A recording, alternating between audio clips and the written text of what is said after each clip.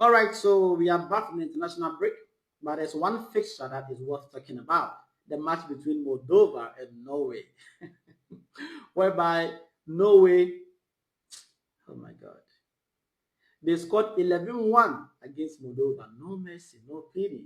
No, one thing is worth mentioning that the goalkeeper of Moldova said after the match, I mean the post-match conference or interview, he said that Haaland kept apologizing to me after every goal he scored.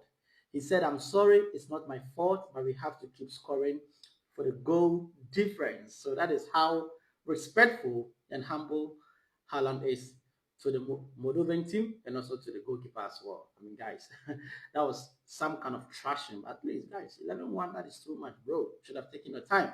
Yes, it's finally decided that UEFA, they have decided the stadium for the men's Champions League final. That will be played at the Wanda Metropolitano, the home grounds of Atletico de Madrid. So this will be in Spain.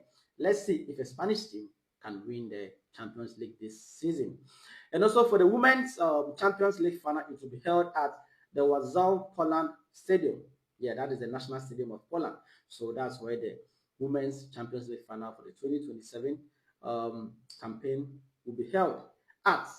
Now let's go to England. Now, the boss of the national team, Thomas Tuchel, I mean, he had a bit of words to say.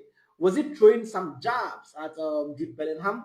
I mean, he didn't mention name though, but we know who he's talking about because in previous interviews somewhere, last year he made some comments about Jude. Yeah, but with this statement that he made, I mean, people are trying to read meaning into what he said. That he's definitely talking about Jude Bellingham. But let's see what he said. Now, he said, and I quote, "There was no attitude after a mistake. There was no frustration.